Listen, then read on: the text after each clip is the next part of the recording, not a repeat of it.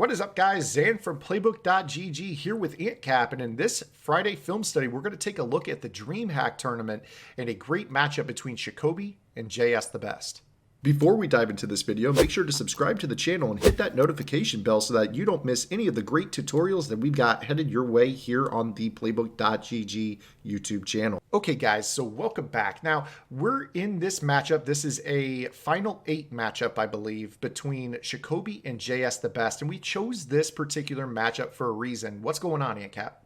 I'm doing great. We definitely chose this for a little bit of a opportunity to look at time management decisions when it goes to fourth quarter, whether to go for 2-point conversion, whether to go for field goals, the whole 9 yards.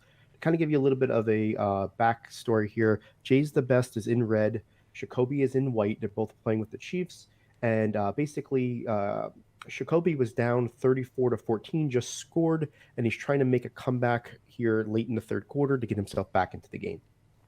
So this is going to be an example of, how you can better your not only game management if you're playing with a lead, because the way that I'm just going to be honest with you is you do not want to play the way Jay's the Best played. So do not do what Jay's the Best does to kind of milk a game out as you watch this. But we're also going to focus on some game management decisions by Shikobi as he attempts this comeback. Yeah, absolutely. You're looking at here, you've got a 13-point lead, and Jay's the Best is trying to stay aggressive, which is definitely something that, some Madden players want to do, especially when you've already scored 34 points in the game. You kind of feel good about what you're doing.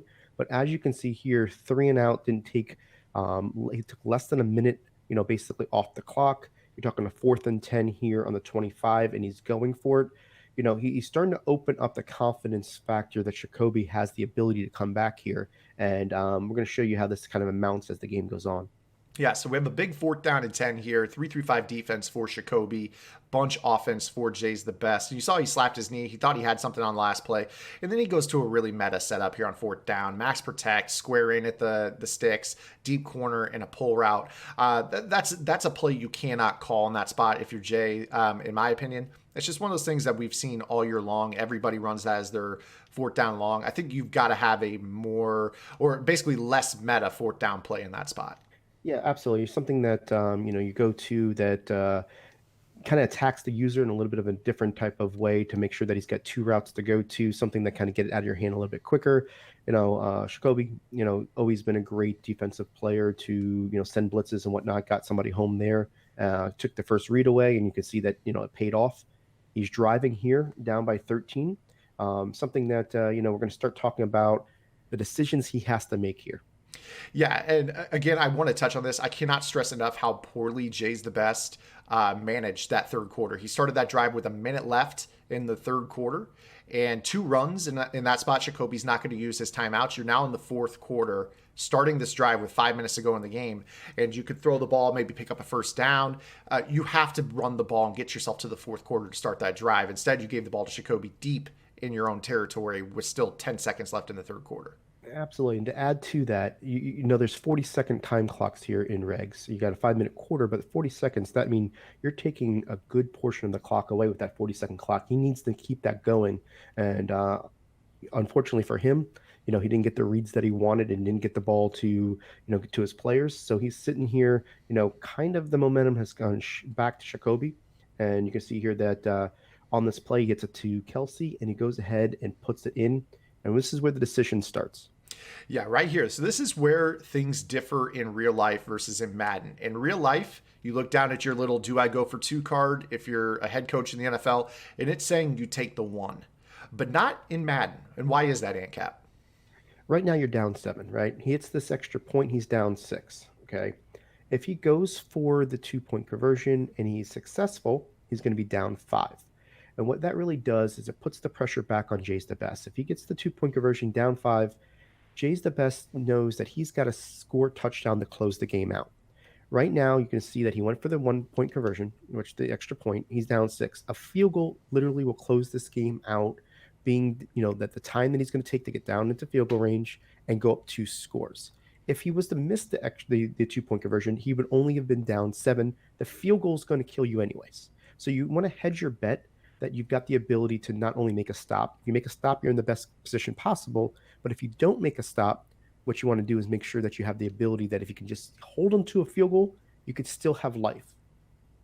Okay, so to reiterate his point that he just made, what Antcap is essentially saying is that you have to lump taking the extra point and failing the 2 point conversion as being in literally the same bucket when it comes to JS the best's clock management and game management the rest of the way. If you fail that 2 point conversion, you're still down 7. A field goal beats you. If you kick the extra point, you're down 6. A field goal still makes it a 9 point ball game. So the result of JS the best, if he gets points on that drive, is still going to put him up 2 scores. So that's what we're saying. It's a free chance at a 2 point conversion where if JS the best were to get that field goal on his next drive, it's an 8 point ball game. You still have a fighting chance. Not a great chance. We all know that getting 2 point conversions in Madden is actually tougher than it is in real life. But the flip side of the coin is that getting a stop in real life is much easier than it is in Madden, furthering the point that you should go for 2 in that spot. Absolutely. And really, you're talking fourth quarter decisions. Okay. We're not talking, third quarter where you've got multiple possessions left for both teams. You're talking about this could be really a closeout drive. He got lucky there that, he wasn't able to get that fumble, but this is a closeout drive, meaning, if you go from your 25 on a touchback and get into, say, the 35-yard line, that's going to take you, if you're trying to milk the clock, a good 3 to 4 minutes with that 40-second clock. You've got to hedge your bet that you've got the ability to hold them to a field goal and still have life rather than letting a field goal beat you in the situation. It also opens up, if it's towards the end of the game, that you're going to be able to use an onside kick. And what I mean by that is, if you kick an onside kick, you're going to be around that 50-yard line, 45-yard line, to where now you're almost in field goal range. It gives you double the ability to, basically give yourself the best odds possible of being able to extend your life. And that's all you're in right now. You're down 13 in the fourth quarter. You're going to want to try to figure out how to do that. And as you can see here, Jay's the best went ahead and got himself in field goal range pretty easily, pretty quickly. Yeah, basically that dot right there wins him the ball game. Whereas if Jacoby had gone for 2 in this spot, Jacoby has his timeouts plus the 2-minute warning. He's got 4 clock stoppages at his disposal right here. But right now, essentially none of those clock stoppages matter because he knows, assuming that JS the best makes the field goal, I mean, there's a chance of a block, but that's all Jacoby has at this point is a chance of the block. But if he's up by 5 right here, now Jacoby's thinking, okay, I'm going to have about 2 minutes and change to go down and try to tie this game and force overtime. And his odds hasn't changed at all. If he had failed the 2-point conversion, he's in the same spot right now as what he did. He kicked the extra point. Absolutely. I think that's the main point we're looking at right here. By kicking the extra point or not making the 2-point conversion, you're in the same exact spot you would have been, forcing yourself to be down 2 scores. That's what he's right now. That's the end of it. I mean, Jay's the best. Really tried hard to make sure that Jacoby had some life here, where he went back on the splits. But a player that's not going to shoot themselves in the foot should have already had this game going to the 2-minute warning.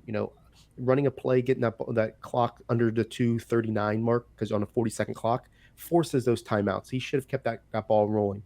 But you can see here that he was able to bail himself out with that drag route. But again, the talk of this film study is about decisions making when it comes to fourth quarter, basically scores and what you should be doing in order to give yourself the best shot of staying in the game.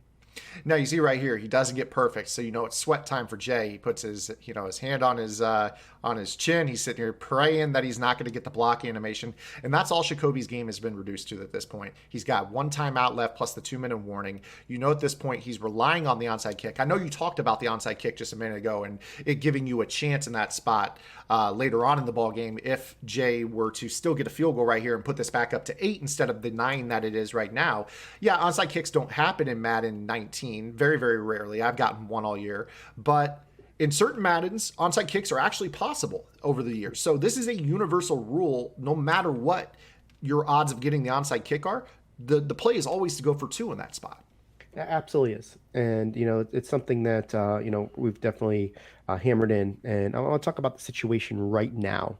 Okay, now he's down by 9. And he's got to think about, I need to get points. I need to get points quickly. Whether that means getting down the field and taking a shot in the end zone, If he gets into field goal range, he really needs to consider getting the field goal right away to get himself back down to that one play score. And you can see right here, that was an excellent dot. He was able to get down the field, get himself out of bounds. He still has life, but right now the life is a lot different than it would have been if he would have got that 2-point conversion. Exactly. Right now, he's put into a spot where he has to, no matter what, he has to score, not use his last timeout, and he has to score in the next 23 seconds. He cannot let the 2-minute warning tick off while he has possession of the ball, or else it's ball game. And that's why you see right here, he gets out of bounds, and I'm pretty sure right here he decides to put the field goal unit on the field. Yeah, and absolutely brilliant the way he handled this, and it's easy to second guess, easy to, the 2020 vision when you're watching a game afterwards, and, Jacoby had to make that decision. But what we're trying to accomplish in this film study is you guys should be able to know, okay, I've seen this situation unfold before, Antcap and ZAN talked about it, 13 points, hedge your bet in the fourth quarter, you get a touchdown, go for the 2-point conversion. It should be second nature to you if you play a lot of Madden. Right now, he did a great 2-play drive. Like ZAN said, he needed to score before the 2-minute warning in order to get a second stoppage in the clock. His life is not dead at this point, but it definitely would have been different, and he would have been handling that drive a lot differently if he was down 8 than down 9. Exactly. He'd still have the ball right now. The offense would be on the field. He'd be trying to drive to the end zone, score, and then get the 2-point conversion to tie the ball game. Now, again, I can already see the people that are in our comments before this video ever gets uploaded. ZAN, Antcap, you're full of it. This is not the play. Again, guys, we're talking Madden only. We're not talking real life. Absolutely. In real life, we've already had this off, cast conversation. We're going for 1 in that situation. You definitely have the ability to make stops a lot easier in the NFL. Your 2-point conversion rate's different in Madden compared to NFL.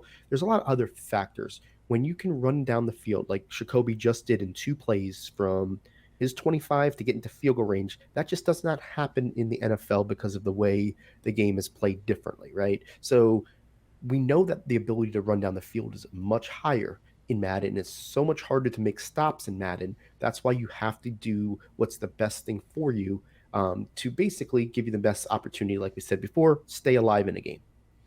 Exactly. And, this year, I think they say that the average NFL conversion rate on a 2-point conversion, a bad team will still convert 47%-ish. A good team's going to convert, 52 to 55% of the time. So, yes, obviously in Madden, I would say you're probably 1 out of 3 in that range. To convert a 2-point conversion. But even with the 33% chance of getting the 2-point conversion, that is still the call in that spot, because we've talked about failure for the 2-point conversion is the same as taking the extra point in that spot in terms of how you have to play defense coming up.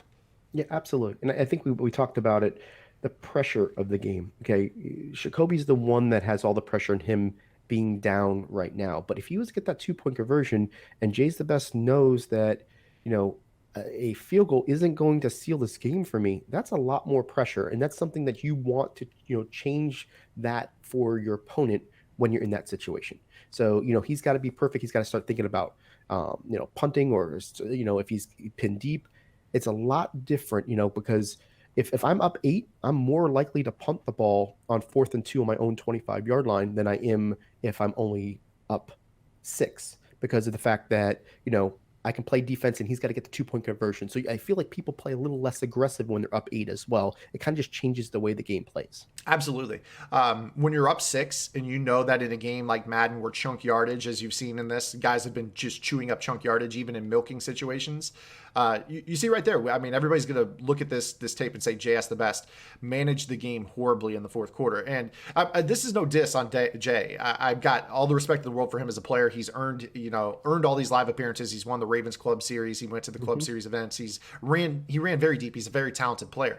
I think that even JS the best would say that he probably could have managed this better. But nonetheless, you saw that chunk yardage is much easier in Madden than it is in real life. That spot where you're up 6 and you know that you have to punt the ball to your opponent and that chunk yardage is very easy to get. You see a lot of people in that spot, they're like, screw the punt. They're going to pick up the yardage on the punt in 2 plays anyways. Let me go for this. And then if they fail that, all of a sudden you got the ball inside their red zone to start your drive down by 6.